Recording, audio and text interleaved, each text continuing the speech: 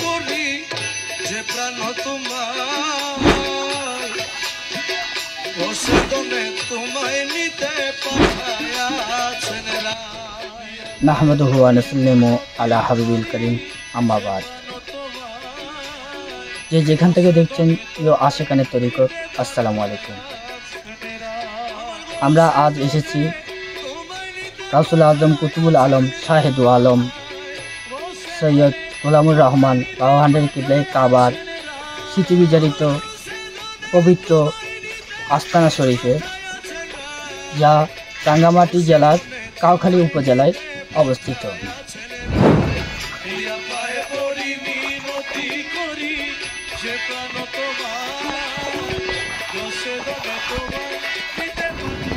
গাউসুল আজম সৈয়দ গোলামুর রহমান প্রকাশ বাবা ভান্ডারী কিবলাই কাবা আজ থেকে 100 বছর আগে রাঙ্গামাটি জেলার কাউখালী উপজেলার ফটিকছড়ি ইউনিয়নের দুর্গম পাহাড়ের গহীন অরণ্যে ফরিদখালী খালের পাশে পাহাড়ের গুহায় কঠিন রিয়াজতে মগ্ন ছিলেন।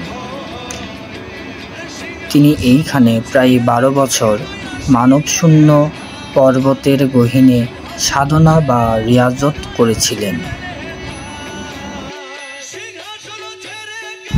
বর্তমানে এই এলাকাটি ফকির গুহা বা স্থানীয়দের মাঝে ফকির গাড়া নামে পরিচিত। এই মহান আস্তানা শরীফ জিয়ারত করতে হলে চট্টগ্রাম শহর হতে প্রায় 40 থেকে 45 কিলোমিটার গাড়ি পথে রাউজান হয়ে কাউখালী উপজেলায় যেতে হবে। এরপর পায়ে হেঁটে পাহাড়ি আঁকাবাঁকা পথে চলতে হয়। আবার কখনো পাহাড়ি ছড়া হয়ে দুর্গম পথ পেরিয়ে এই মহান ফকির গুহা আস্তানা শরীফে পৌঁছাতে হয়।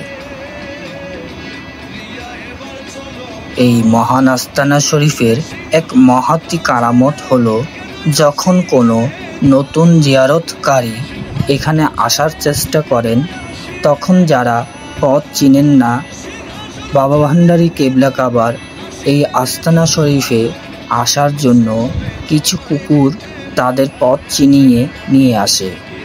তারা কিভাবে যেন জেনে যায় এই জিয়ারতকারীগণ এখানে প্রথম এসেছেন। যারা এই মহান আস্তানা শরীফে গিয়েছেন তারা এই মহান কারামত স্বচক্ষে দেখতে পেয়েছেন। ফকির গুহা আস্তানা শরীফে যাওয়ার পথে বিচ্ছিন্ন কিছু পাহাড়ি আদিবাসীদের বসতি গড়ে উঠলেও সেখানে কোনো বাঙালি পরিবারের বসতি নেই। রাউজান উপজেলার শেষে কাউখালী উপজেলার ডাবুয়া ইউনিয়নের পোড়াবাজার পর্যন্ত গাড়ি নিয়ে যাওয়া যায়। সেখান থেকে ফরিদখালী খালে হাঁটু জলে দিয়ে পায়ে হেঁটে 4 কিলোমিটার পথ অতিক্রম করলে কাউখালী ফটিকছড়ি ইউনিয়নের বাবা ভান্ডারী আস্তানা শরীফ। পাহাড়ি এই কঠিন পথ পাড়ি দিয়ে মনের বাসনা পূর্ণ করতে প্রতিদিন শত শত আশেক ভক্তগণ এই মহান আস্তানা শরীফে জিয়ারতে এসে থাকেন। এখানে 3টি গুহা রয়েছে, যার একটি নিচে, অন্য 2টি পাহাড়ের গায়ে। ভাবতেও অবাক বিস্ময় লাগে, এই গহীন অরণ্যে বাবা ভান্ডারী কিবলাই কাবা আজ হতে 100 বছর আগে কিভাবে একাই এই স্থানে ছিলেন। কিসের টানে, লোকালয়হীন কোন সে মহাপ্রেমের খোঁজে তিনি এই পার্বত্য অরণ্যের গহীনে জীবনের দীর্ঘ 12 বছর সময় অতিক্রম করেছিলেন।